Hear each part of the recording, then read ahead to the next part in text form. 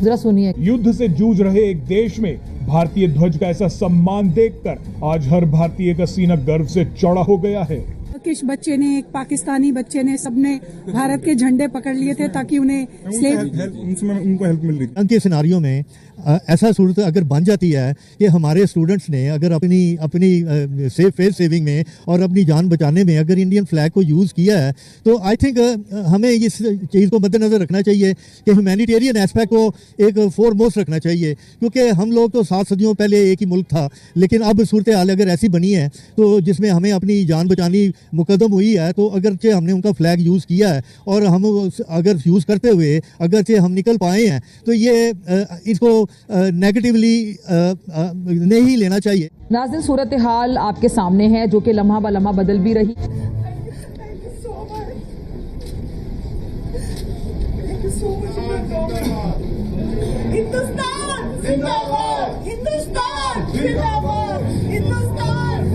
If the students come home safely to their borders, regardless Indian border or Pakistani border, as long as they come safely, it is fine with us. We should be thankful to them that they help out on the flag taking. They help out on that. तस्वीरों को आप देखिए, इनके चेहरे पर हाथों में तिरंगा झंडा, और ये तमाम लोग अब घर वापसी कर चुके हैं, भारत पहुंच चुके हैं। इंडिया का झंडा जो है वो यूज किया है। इंडिया का झंडा पकड़कर वो ये दिखाना चाहते हैं कि वो भी इंडियन है, ताकि वो ये हो सके। पाकिस्तानी अवाम से पूछेंगे कि वक्त पर हमारी हुकूमत ने क्यों नहीं उस तरीके से एक्शन लिया जिस तरीके से इंडिया की गवर्नमेंट ने ली। तो जब ईरान हमलों के बीच भी सिर्फ भारत के लिए ईरान अपना एयर स्पेस खोलने के लिए तैयार हो गया। ये एक बहुत बड़ी भारत की, मैं समझता हूँ, डिप्लोमेटिक सक्सेस। ये बात हमारे लिए ये है कि हमारे पाकिस्तानी बच्चे इस वक्त वहां पर फंसे हुए हैं।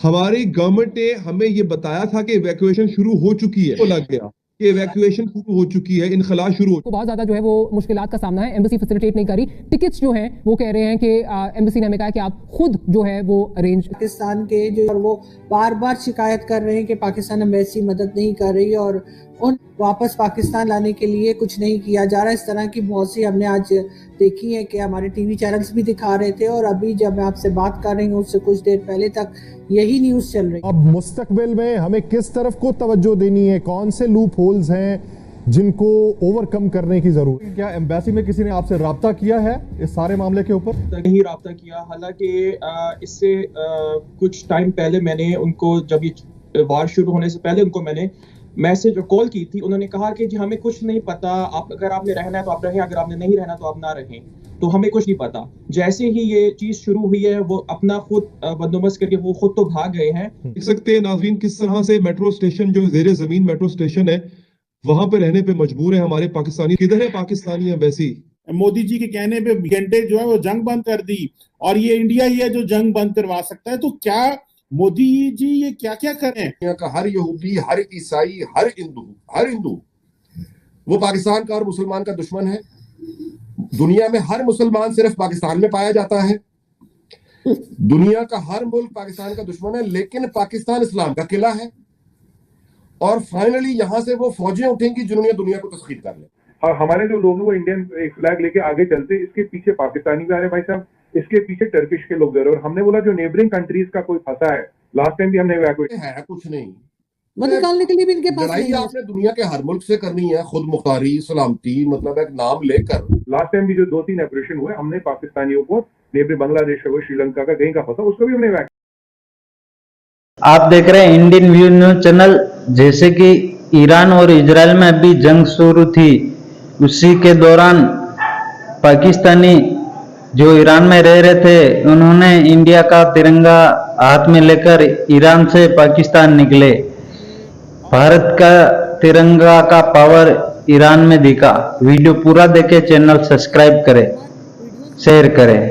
कि जहाँ पे वो बसों में भर को हिफाजत से पहुंचा रहे हैं इंडिया के लोग, लेकिन हमारे जो दारी हैं वो कह रहे हैं कि जी हमारी एम्बेसी जवाब ही कोई नहीं दे रही। वो ठीक जवाब नहीं दे रही, उसकी वजह यह है कि पैसा ही नहीं है। मदद क्या करे, पैसा ही नहीं है, बजट ही नहीं है।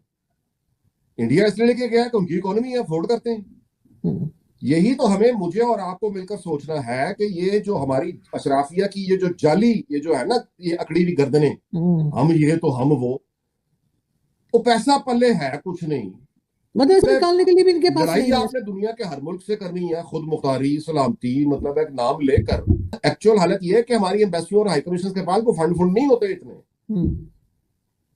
तो जब नहीं है पैसे दूसरों से मांगने हैं, तो भाई हकीकत की दुनिया में आके देखना शुरू कर दो ना। आरजू, मैं आपसे गुजारिश करता हूं, बड़े दर्दमंदी से मैं ये बात कर रहा हूं, बहुत दुख से कर रहा हूं, क्योंकि मेरी मुसीबत है, मेरी कौम है ना, मैं क्या करूं? आदमी अपनी वल्दियत नहीं बदल सकता, कौम नहीं बदल सकता, यानी क्या करें?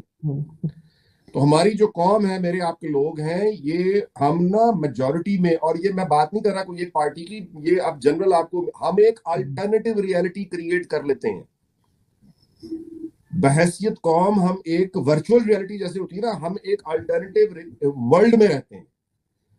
यानी उस अल्टरनेटिव रियलिटी में साल हर साल रहते हुए लोग हमारे अब वो नॉर्मल नहीं रह गए।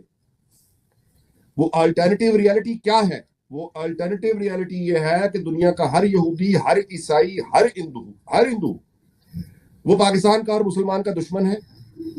दुनिया में हर मुसलमान सिर्फ पाकिस्तान में पाया जाता है। दुनिया का हर मुल्क पाकिस्तान का दुश्मन है, लेकिन पाकिस्तान इस्लाम का किला है। और फाइनली यहां से वो फौजें उठेंगी जिन्होंने दुनिया को तस्लीम कर लेना। ये है वो अल्टरनेटिव रियलिटी। यानी देखे ना, उस अल्टरनेटिव रियलिटी के ऊपर एक जो उन्वान लिखा हुआ है वो ये है कि ये मुल्क 27 रमजान को बना था, लिहाजा टूट नहीं सकता।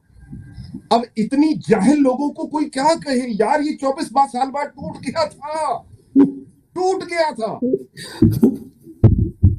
जो बाकी बच गया है उसके बारे में कह रहे हैं 27 रमजान को बना था, इससे कुछ हो नहीं सकता। यार इनको शर्म नहीं आती? ये है अल्टरनेटिव रियलिटी का, और ये अल्टरनेटिव रियलिटी पढ़ाने वाले यूनिवर्सिटी